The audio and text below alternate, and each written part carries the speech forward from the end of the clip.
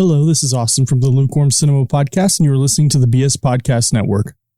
Hi, this is Pleakley from Lilo and Stitch, and when I say Pleakley, I mean it's really pathetic 59-year-old Kevin McDonald from the Kids in the Hall, stupid head, and you're listening to the Magic Our Way Podcast with Kevin, Danny, Eli, and Lee! Woohoo! Jumbo, everyone! Harambe! And welcome to another edition of The Magic Our Way. Magic Our Way. Magic Our Way! Magic Our Way! The Magic Our Way Podcast. They are truly magical and whatnot.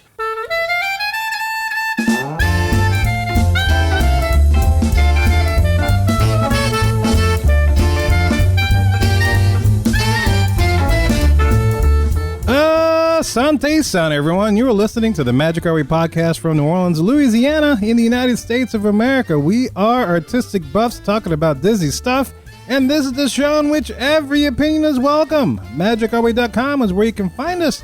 For today, we are talking about some facts about Disney that'll make you go, My name is Kevin.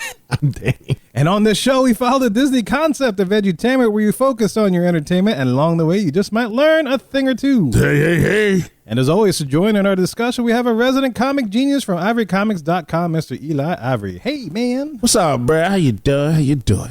To the Bane, whatever. Yeah, pootie tang to you. Toberfest and happy. Yeah, my habitat. I'm Prosit. Yes. Prosit, yes, thank you. Prosit. And joining us from Houston is our resident travel agent for Magical Moments Vacations, the Shaggy T.A. Lee Lastavica. Hey, Beard. Yes, Houston. 0-4, just like my fantasy football team. Aw. I know I'm one of those. I'm one of the four. Yeah, I think I'm one of those too. I remember one of the leagues. I remember. I was looking pretty good on all the projections until they actually started playing today, and now they're like, "Oh no, you're gonna lose." Oh, wow. But we'll see. We still got through Sunday or through Monday, so we'll see how it goes. Or Tuesday or Wednesday or whenever they decide to play. Whenever Whenever one passes their corona test. I don't know. Sometimes it look good. Sometimes it don't. Ain't nobody's fault. You win some, you lose some. And sometimes you feel like a nut, and sometimes you don't. Most times I feel like a nut, but yeah, they usually are losing most of my team. Sometimes you got to hold them. Sometimes you got to fold them. That's right. And always walk away. And if you can, run. And bring your orange juice. There it is. That's right. Well, ladies and gentlemen, today, as I mentioned at the top of the show, we are talking about some facts about Disney that'll make you go, And to go along with each of those facts, there's a little bit of interesting history that goes with it, in case you haven't noticed. So, look, enough of our jibber jabber. Let's go discuss some magic.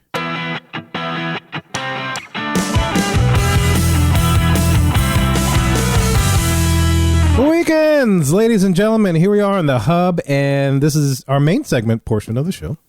And for today's hub, I'm talking about this article that I found. And as if you remember, a couple of shows ago, I did a whole list show about things that aggravate Disney fans.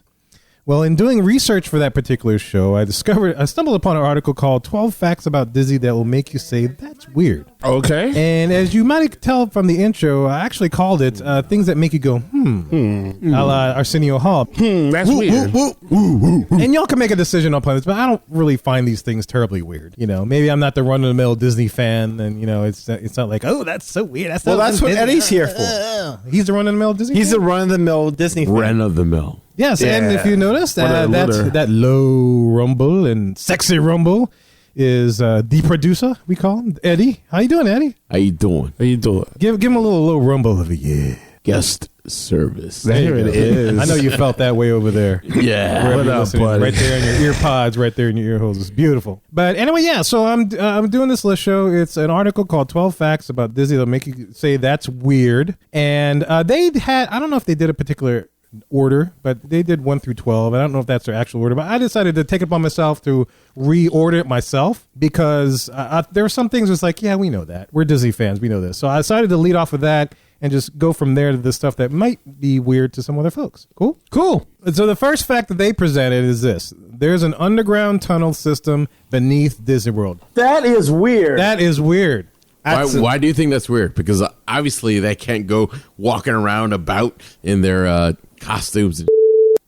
It's a great point. No, seriously. I mean, No, that's the reasons why they were built, right? I mean, I put this first because it's like, it's probably the weakest one for us, and mainly a Disney fan, because who doesn't know that there's a tunnel system, the tunnel system below Walt Disney World, or Magic Kingdom to be specific. Eddie, did you know that? Yes, I did know that. You did know there was a tunnel system. Okay. I did know that.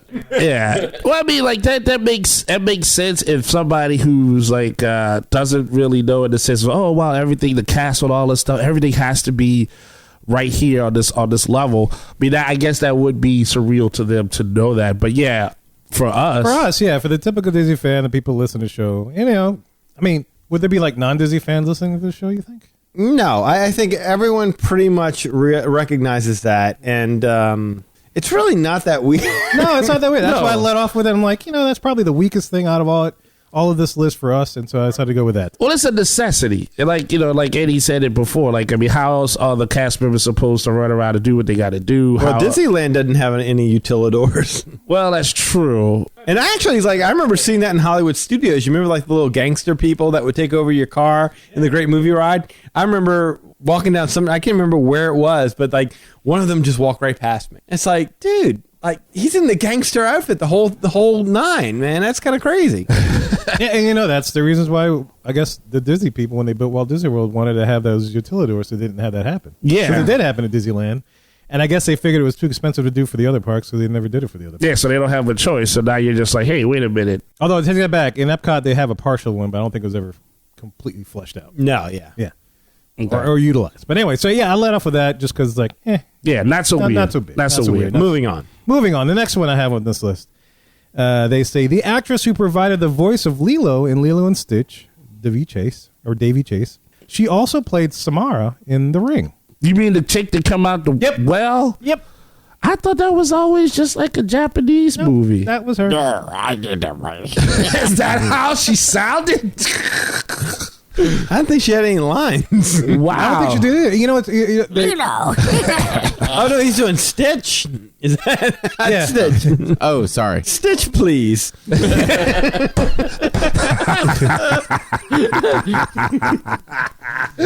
The funny thing is that both movies came out that year, the same year, 2002. Okay. With Lilo and Stitch being her big break, oddly enough. So, but the actress was physically the chick in The Ring. She's the one that crawled through the TV and all that kind of stuff. Wow. Okay. Well, that's weird on a horror kind of level. Like I have heard that. Okay. I mean, it's a cool gig. I mean, I have to learn all these lines for Lilo, and then I don't have to learn any lines for this one, so why not? Yeah, you can study it while you're coming out the well. That worked really well. Look really creepy. I say, but you got to be like fit, man. You got to be able to stretch and turn yourself upside down and crawl through TVs and stuff. So You've done that? Yeah, big screen. You need a big screen for that one. Yeah, okay, so that one's, it's not too bad. No. Slightly weird. Slightly weird. I think this is like more like things that make you go, Yeah, exactly. You don't say. things that make you go, meh. Things that make you go. So the next one is Mr. Toad's Wild Ride at Disneyland ends with Mr. Toad driving into a train and then going to hell, which we know, right? Yes. Yes, so not so weird. No, but then go to the run-of-the-mill Disney fan in the room. Everyone's looking at me, so I guess that's me. Do you remember Mr. Toad's Wild Ride? I do. You do? Did you find that weird, running into a train and then ending up in hell? And to answer Danny's question, yes, that's really freaking weird. Yeah. I mean, it's supposed to be a children's ride, and next thing you know, you're in hell. It is in Fantasyland, and there was heat, and they had little demons and stuff, and they had the big demon that popped out. Yeah, but I mean, that's kind of the weird. thing is, like, the average run-of-the-mill child, as my two children are, that went above their head, over my head as well. Hell. Yeah, it's a weird. It's okay. Yeah, I mean, we know we've gone the ride, but yeah, okay. In the sequential sense, yeah, that's a weird ending. Absolutely, and then it's not kiddie-like unless it's supposed to pass a story. Back in the day, it was. I mean, hell would pop up everywhere. Tom and Jerry, Looney Tunes. I mean, hell was kind of a motif where the cartoon characters would die, and next thing you know, Sylvester's in hell. After chasing Tweety Bird. He had the angel and the devil on the shoulders thing. Yeah, that's another. Yeah, thank you. That's another motif. Oh, I used to like that. Yeah, funny. They would use that all the times in cartoons. I don't think it's I don't think it's too over the top. No, but weird as in the sense of like that's how it is. Like, why can't he like start off in hell? And then, Well, he was a bad dude. Yeah, he was driving that car all over town, driving through people's bars. That was reckless endangerment, He's man. a dangerous toad. Yeah. Well, he's a toad. I mean, it might be hard for him to like steer wheel. The too what was weird is that they sold the T-shirts. You know, it's like I went to hell and all I got was this crummy T-shirt.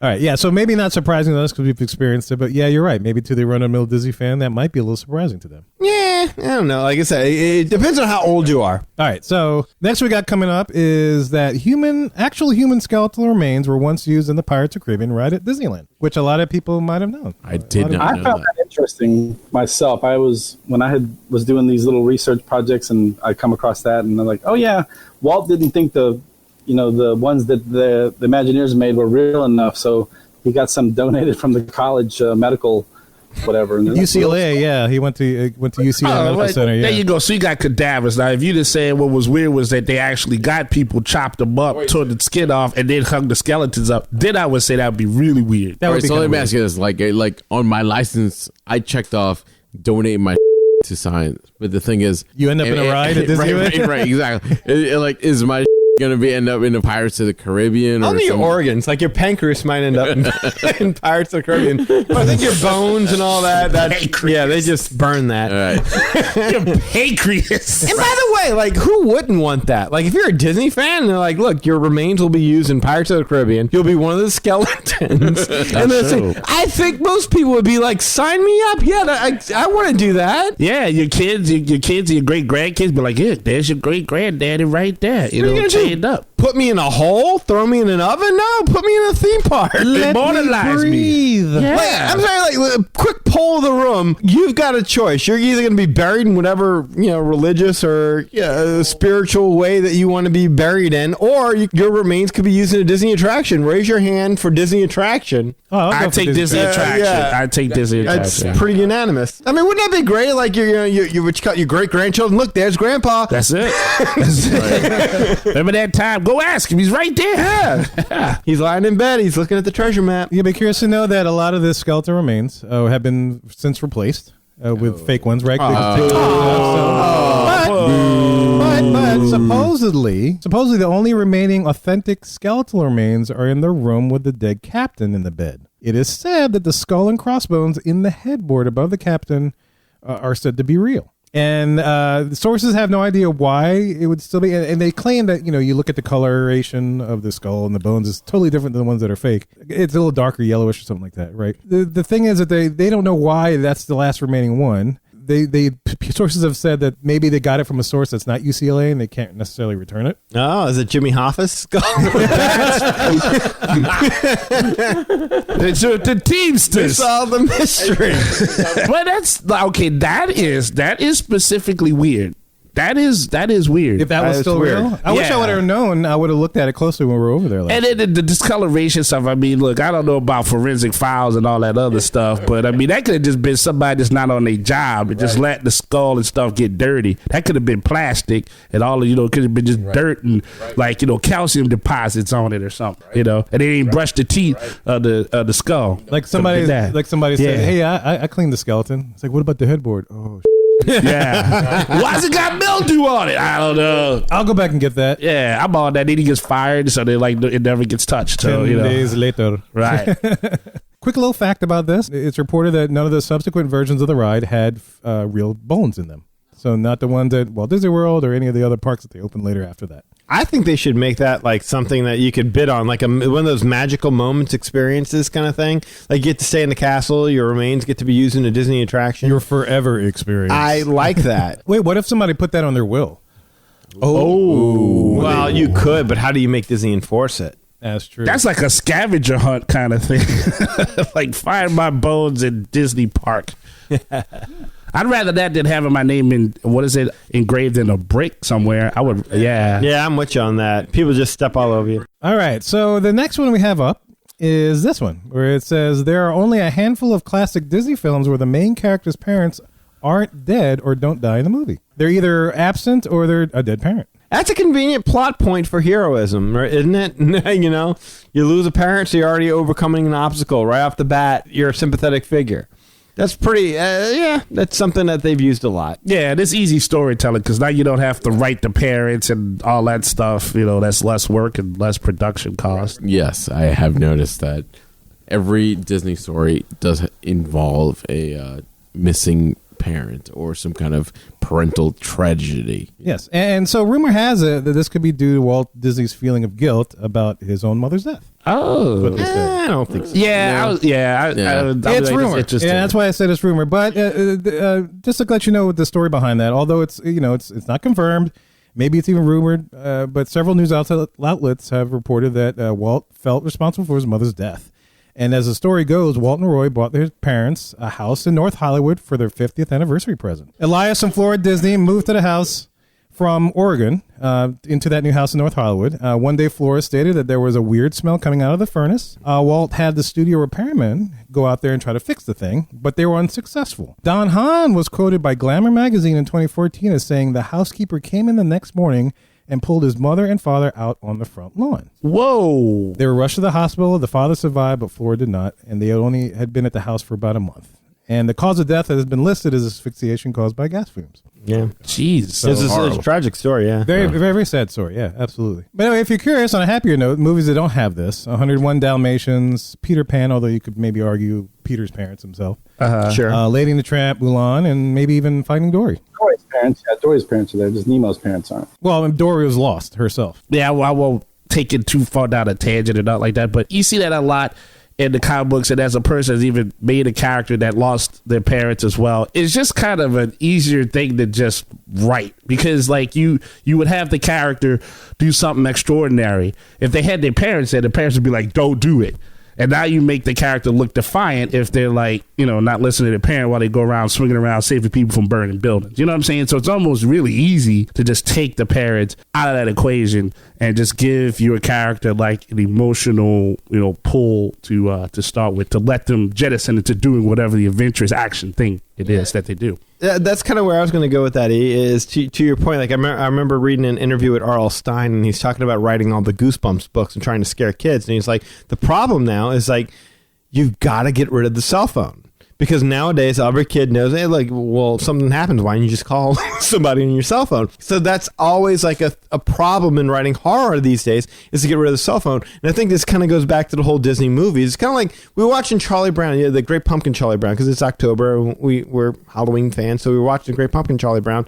And I was like, where are the parents in this? Why is Linus out in a pumpkin patch until 4 a.m, freezing to death, and Lucy's got to go get him? Where's the parents? I'm like, because without parents, the story would be about 5 minutes long. Exactly. Yeah, right. Get your back in here. And then, the well, yeah, boy. That's why they're always orphans or something, because you got to get rid of parents, because if parents were involved, the stories wouldn't go too far. Yeah, it would definitely diminish there. Like if Batman ran around, his pants were still alive, they're like, why are you wearing your drawers outside of your pants? Like, what are you doing? He dances with the devil by the Pamela Knight. Yeah, why are you dealing with these cycles? Well, you're rich. What are you doing? What the hell? I mean, son, do you want a whore? Yeah. What do you need? What's going to make you happy? What can your mom's crying over here, Bruce? That's Tony Stark, right? Perfect. Yeah, Winter Soldier. Killed his mommy. Yeah. That's exactly it. That's exactly the thing. I mean, so it's not nothing against the parent. It's just really an easier thing to write for the character to just push forward. I mean, it just is. Well, this leads me to the next one, because let's say Donald Duck tried to prevent kids, right? In World War II, he promoted prophylactics. Now that I did not know. Whoa. Apparently, as you all know, in World War II, Disney characters were enlisted, or the Disney studio was enlisted to help with the war effort, right? The direct propaganda posters and whatnot and stuff. But, speaking of Howard the Duck, Donald Duck helped to encourage the GIs to cover their peepees. What is the thing with? Yeah, I was gonna say, like, with Howard, Donald, like, does a duck represent a certain form of masculinity? Yes, the duck rhymes with another word. Verb. For unlawful carnal knowledge. I understand, but it's like, but you see what I'm saying? Like, you're like, I didn't know that about Donald, but it's like, Donald don't even have business out. He got duck butt, but that's about it. Well, let me paint the picture for you. The poster that was used in the propaganda shows a mostly clothed, not really mostly clothed. I mean, I think she has like a top and a bottom. Okay. But for back in the day, yeah, she's probably scandalous, right? Provocative. She's sleeping face up under some big palm leaves. And Donald, in his GI outfit, says this. He says, "And me without my pro. Be sly, VD is high. Well, stop going on them tours, Donald. Exactly. The artwork is signed by Cyril Jones, and it has 4 MCD at the lower corner, and 4 MCD means the 4th Medical Corps Division.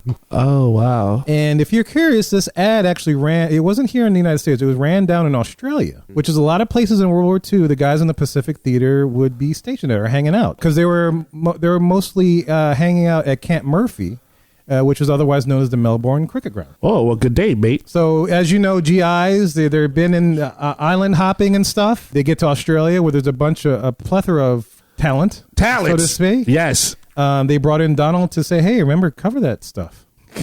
Yeah. Wow.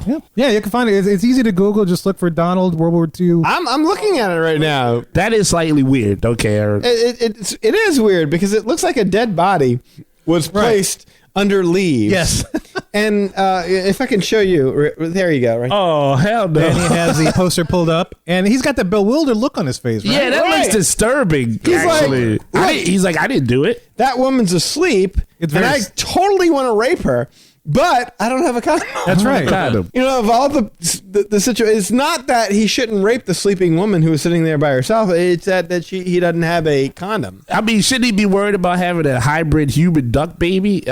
I would think that would. I don't think Howard worried about that either. No, Howard was all about that. Like this is all kinds of disturbing, man. It really is. I mean, it's the sense of that there's this woman lying there just having a nap in the woods, and Donald wants to rape her is not. That is strange. That is definitely weird. Totally disturbing. I did not know about this. All right, so that would make your list of that's just really freaking weird. That is definitely weird. That's more than Well, let's continue that. Okay. In 1946, Disney released a 10-minute animated movie titled The Story of Menstruation. Ew. Now, I did know that. Yes, I did. Yes. I did know that. Who was the star of this show? The Red Queen. Aunt Flo, as it were. What? Aunt Flo, as it were. Yes. But okay, so let me tell you about how this works. All right, so the story Menstruation is a 1946 10-minute American animated film produced by Walt Disney Productions. It was commissioned by the International Cello Cotton Company, which is now Kimberly-Clark, and was shown in a non-theatrical release to approximately 105 million American students in health education classes. It was part of a 1945 to 1951 series of films that Disney produced for American schools. Gynecologist Mason Hahn was hired as consultant to ensure that the film was scientifically accurate and to increase the likelihood that school doctors and nurses would allow the film to be shown. So they wanted to make it legit, right? Okay. And to make you happy, Eli, it received the Good Housekeeping seal of approval. That makes me cheerful on it the doesn't inside. feel you all warm? Yes, because if it did not get that seal of approval, I would think it's totally crooked. That has no flow to it whatsoever. And or otherwise. Well, the film doesn't insinuate anything sexual, but they do use animated diagrams to detail the menstrual cycle. Okay. Yeah. And the film's narrative informs the viewer that there is nothing strange or mysterious about menstruation. And it shows women engaged in such activities as bathing, riding a horse, dancing during the menstrual cycle. I was going to say, do they show them like beating up on their man during the menstrual cycle? I'm sure they could, because you could do that on your menstrual cycle. They do that now. According to the message of that film. That's wow, okay. Now, was this film was it all narrated and enacted by men? The narrator was supposed to be, was reported to be Gloria Blondo. Oh, that girl, yeah.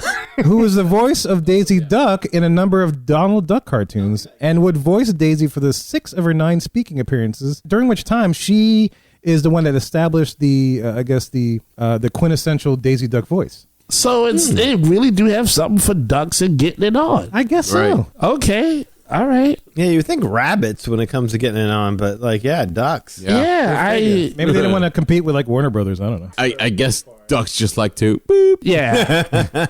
That whole thing is odd, but I get it. For back then, they were like, well, kids will watch this and they need to learn about it. But I guess having the Disney character be the wait, so it's just the lady. She just talked. She didn't talk like Daisy Duck. No, she was just her talking. Yeah. Oh, okay. Well, continuing this thing about the genitalia, right? Okay. Later in 1968, Disney produced a public service announcement called Family Planning that was all about, you guessed it, family planning. Oh, you mean like a vacation?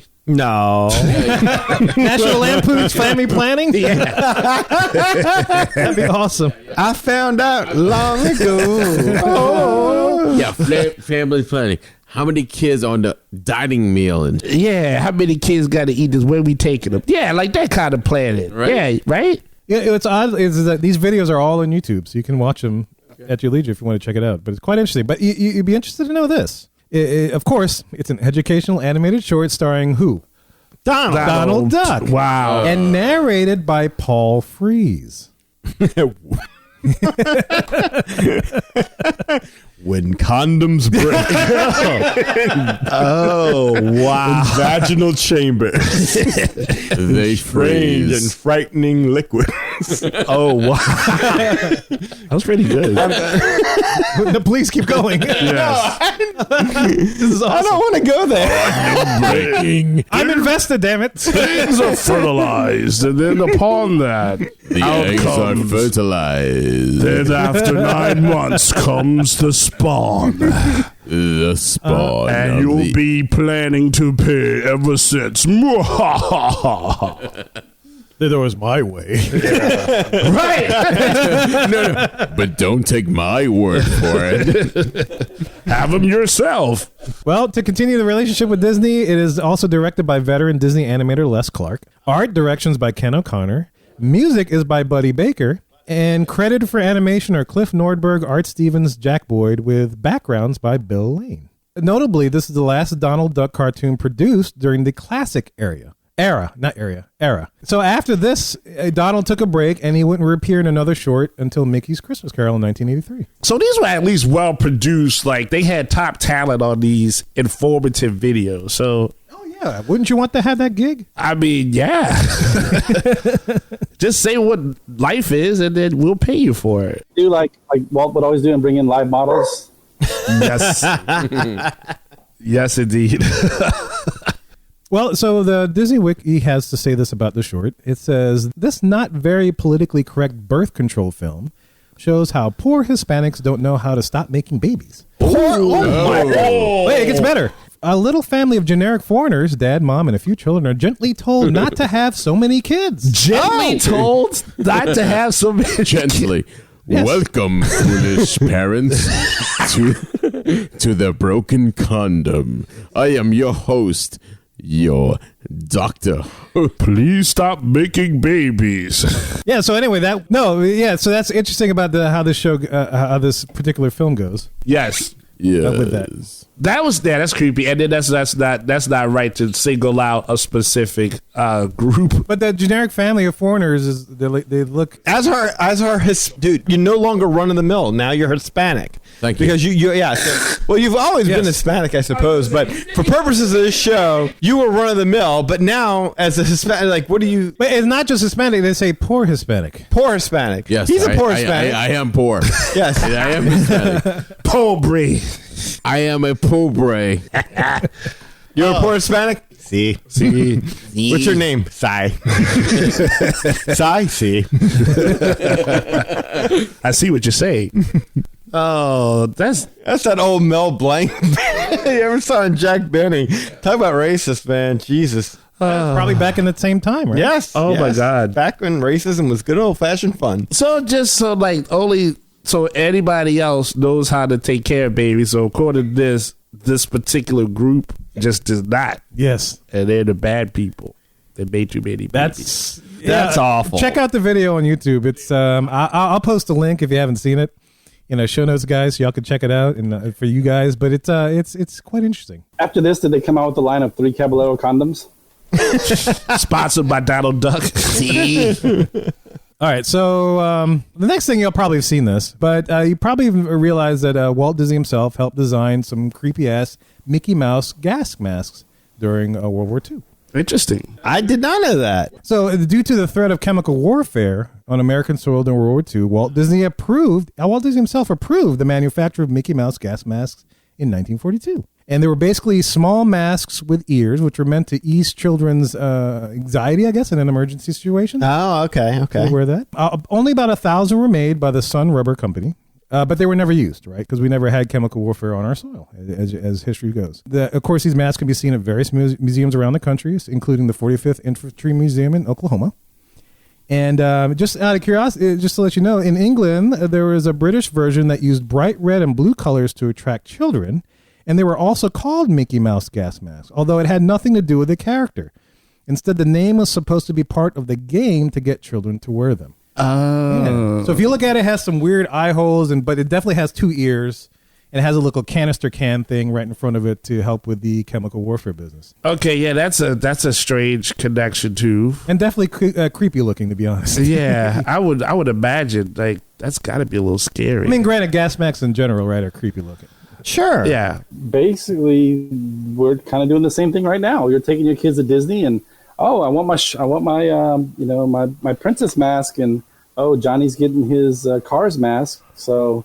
Not as scary as gas masks, but we're kind of making gas masks fun. Making it fun, yeah. That's a good way to put it. You know, making things with gas, make it less scary. Oh, I mean, in the multiverse, what would you wear? Yeah, I would wear it. You would wear it. You would just probably wear it, and there wouldn't have to be no gas out there. There's no gas. Yeah. In the multiverse, no gas. Yeah, no gas. I'm just styling it. Wearing it for the kink. Yes, you go. Wearing it for the kink. You like the mask, huh? You like that kink mask, it's like the Gimp in Pulp Fiction. Yes. Put on the Mickey Mouse gas mask. Right? Absolutely. All right, so getting all out of that stuff, right? The next thing I have up is this. Disney once sold Old Yeller dog food, and it was recalled in 2010 after a family alleged that their dog died after eating it. Oh, no. Oh, no. It's Old Yeller dog food. I mean, what? Exactly. That's funny. But if you remember, for those that don't remember Old Yeller, never saw it, it's a movie in which a kid has to shoot his dog at the end. Oh, spoilers, sorry.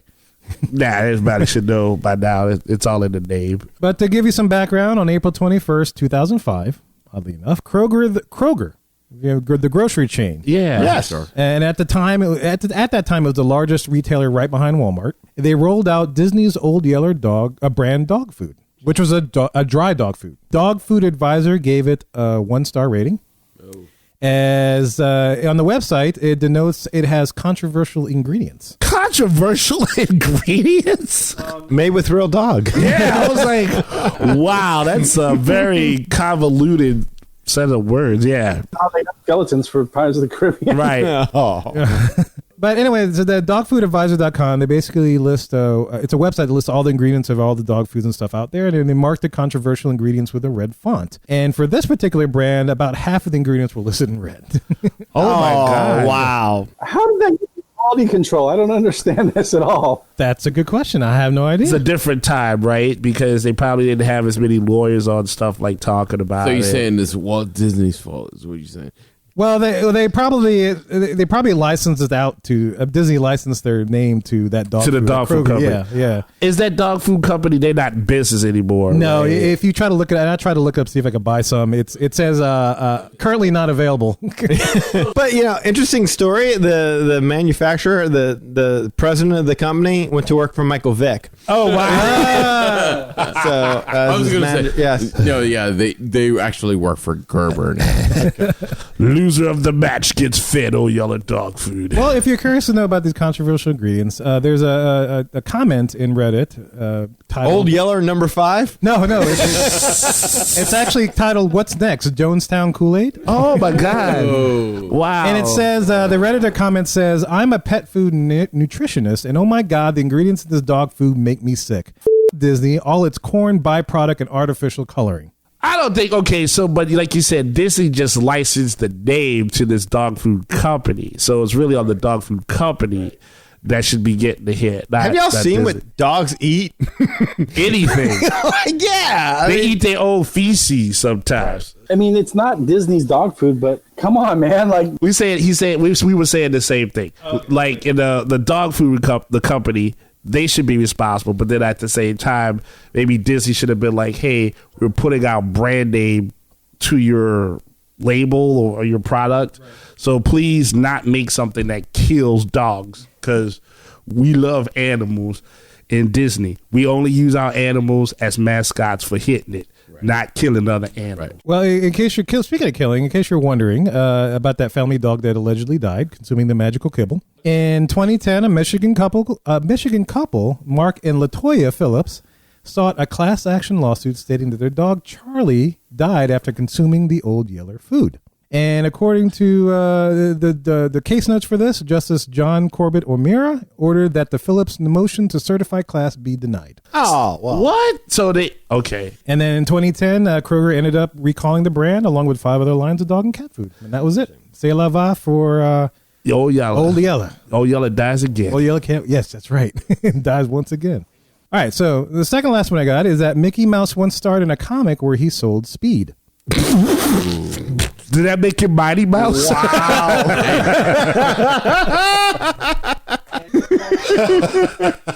Here I come to fry my brains. Hey, who needs amphetamine?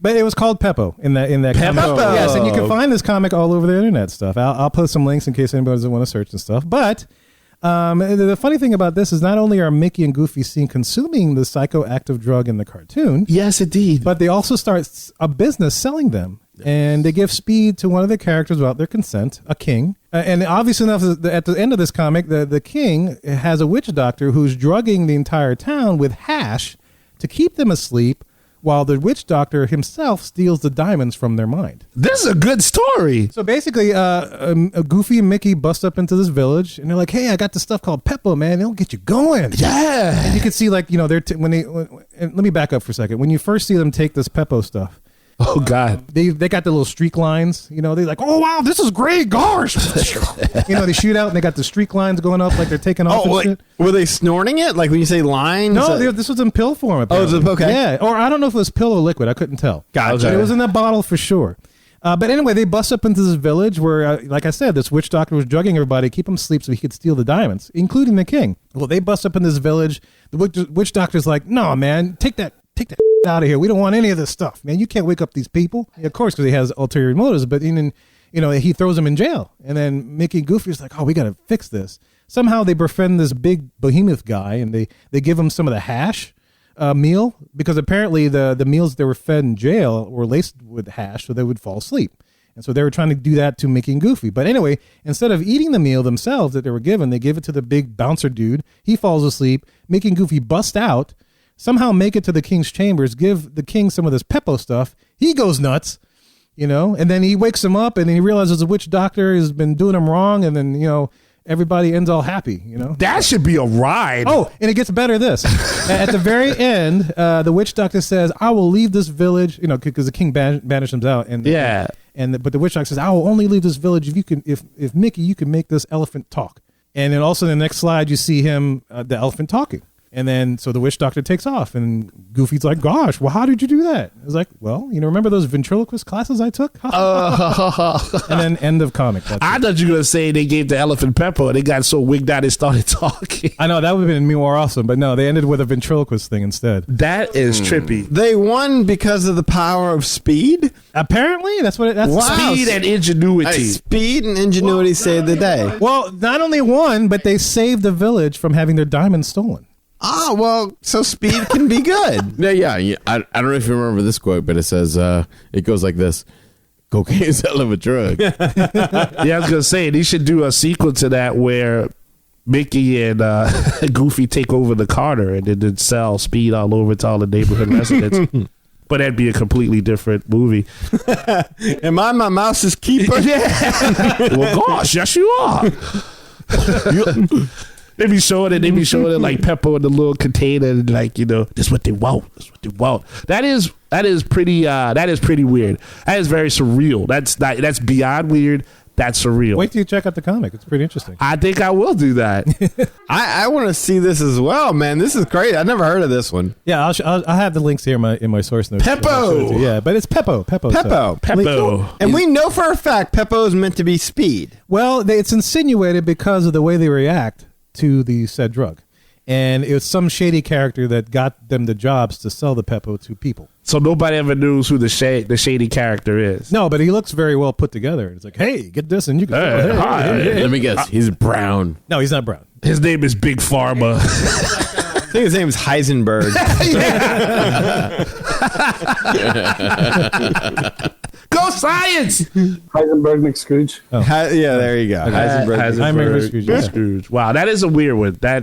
I give you that one. That's pretty weird. Hey, cool. Yeah. So we're gonna end on, I guess to me it's a more of a but this is the last one. But it says it's gonna top this one. No, it's not gonna top this one. That one's I think for me at least is the weirdest thing too. Maybe the run-of-the-mill Disney fan, and this might be a little shocking or whatever, or weird or something. I don't know. Okay. But to me, it's just like, whatever. This last one says, when it first opened, the Penny Arcade at Disneyland featured 22 caliber rifles and real bullets. What? Yes. And in fact, what they're referring to this article is actually, at the time, back in the day, they had actually 3 shooting galleries, which would have made me happy. And the one they're referring to is the Main Street Shooting Gallery, which was part of the Penny Arcade, which is now where the Gibson Grill Kitchen is today. And so there were 3 shooting galleries at the time in Disneyland. There's the Safari Shooting Gallery in Adventureland, the Main Street one that I talked about, and the one that we visited, the Frontierland Shooting Exposition in Frontierland. Right, yeah. Yep. And so the ones that they're talking about are the ones in Main Street, which they had closed because they figured, the shots and the pings of shooting gallery on Main Street probably wasn't a good sound to add to the atmosphere of Main Street, USA, Just a little background on these guns. The rifles were supplied by the McGlashan Air Machine Gun Company and reminiscent of the ones used by Davy Crockett in the Disney television series and comparable in power to a 22 caliber rifle. Now, to give you a little background on this company, McGlashan was better known as the maker of the McGlashan Air Machine Gun, which is used by the military for training the Army Air Corps and the U.S. Navy personnel during World War II to hone their skills of aerial gunnery. And the McGlashan Air Machine Gun Company also made the McGlashan coin shooting pistol for the carnival trade during the 1940s. So this is where they kind of link in with Disney because they made carnival games where you stick a penny or a nickel into this gun and you shot the nickel at the target, and if you got the target, then I guess you win whatever prize. So that's basically how you paid for it, by shooting your money away. Yeah, you shot your money away, and that was it. Yeah, so they created that. So Disney, of course, and needless to say, they were located in Los Angeles, California. So Disney's like, yeah, they're right there, so we'll use them. And so they created these particular guns for their shooting galleries back in the day. So it's like Back to the Future 3. Yes. So they had real guns, and it was just like the things would pop out and you'd shoot at it. Yes, exactly, yeah. Okay. Just to let you know, the heavy guns were, of course, positioned in a cradle so to prevent guests from shooting each other. I was going to wait until you, I was not going to ask and that. The guns in the cradle in the silver. Well, yeah, not shooting the little kid on the side of the booth. Mm-hmm. Just like you give your background about the guns, they did shoot bullets, but these were extra soft lead bullets, which Disney, or pellets, some people would say, maybe some people even say BBs, but Disney imported them from Australia. So they got they're extra soft, not like your normal lead bullets that you see in the store, like at Academy or something. With a jacket and all these that. are like soft kind of stuff. Okay. Not that it makes them any better, but they use those, and they're also it was fired with air. It was an air gun. So it had an electric solenoid that cycled it, and then the air just shot it out. Okay. And you can't see them because they're electric? Boogie, woogie, woogie. Woogie, woogie. You had me for a second. Like a serious question though, is this because they didn't have like the light technology to that could aim and shoot it with the light?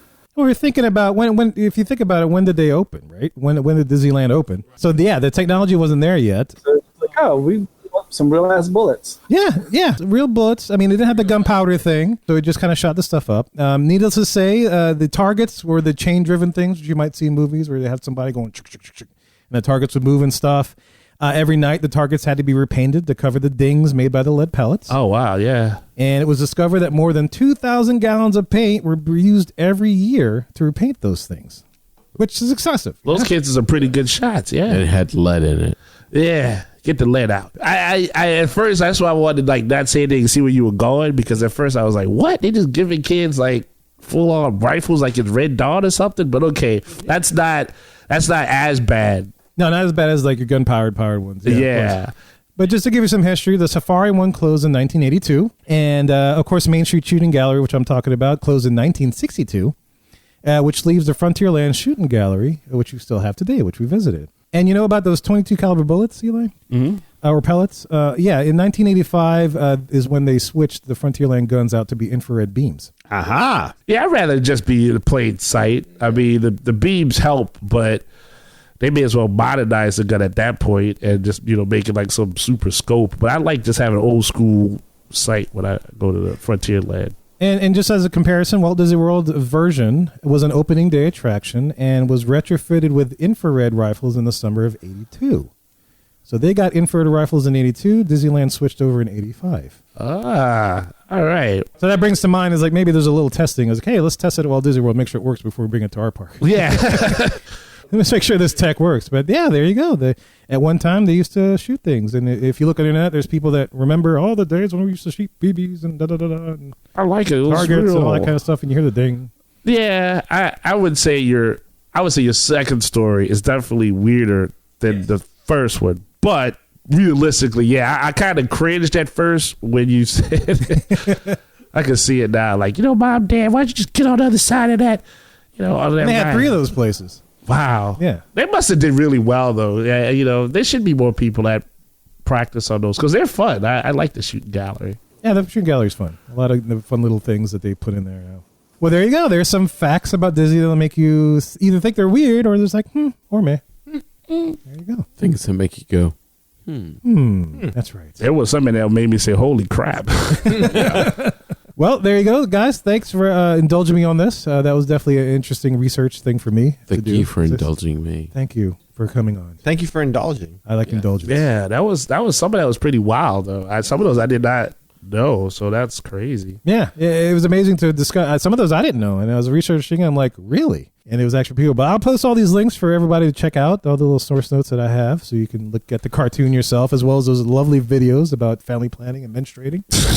Thank you for that. Yes. Well, guys, let us know what you think about these weird facts, or facts, or whatever you want to consider them. We're about to tell you how to get in touch with us in just a little bit.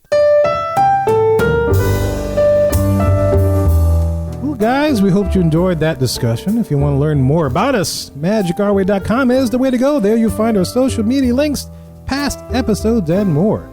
You can also get in touch with us through the following ways. Shoot us an email at show@magicourway.com. Leave us a voicemail via our SpeakPipe widget, or you can call or send us a text message. Yes, I did say text message at 1-815-MOWEEKEND. That is 1-815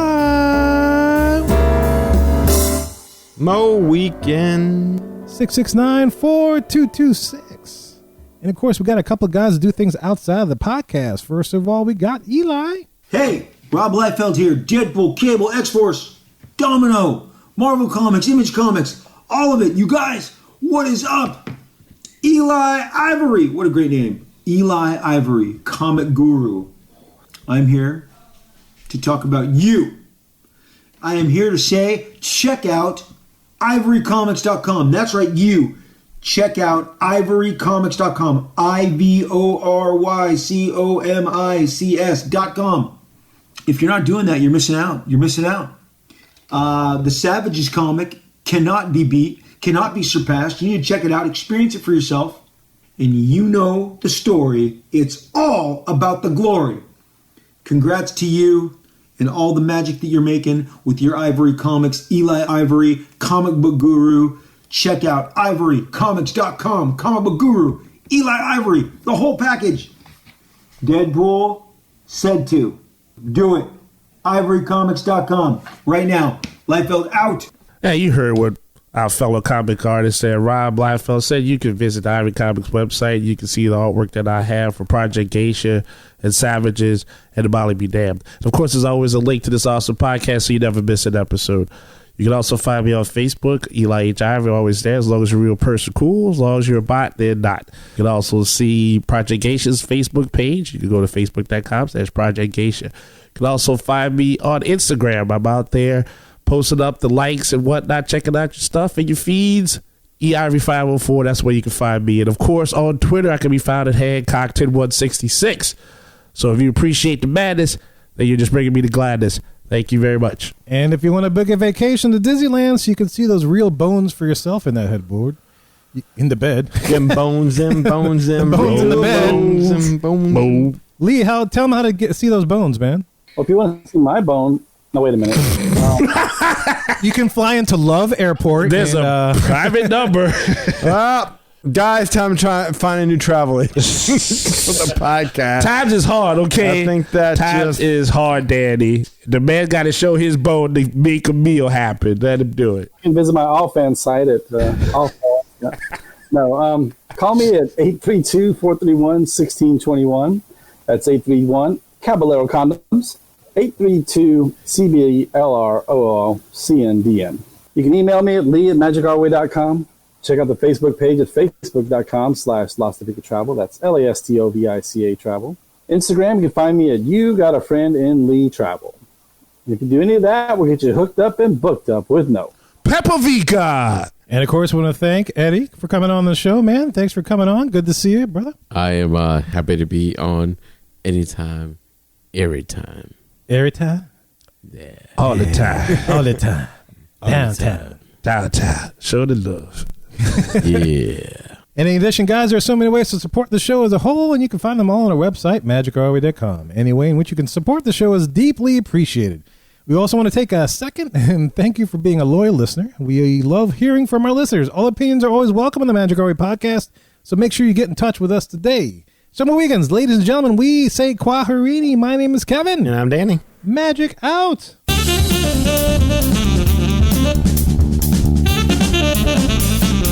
I have every intention of eating those bananas for breakfast, but I still somehow end up with tacos. Pepto-Bismol. Mohicans! Hey, this is Jane from MadHatterRadio.net. If you love Disney Park audio like my family and I do, please listen to MadHatterRadio.net,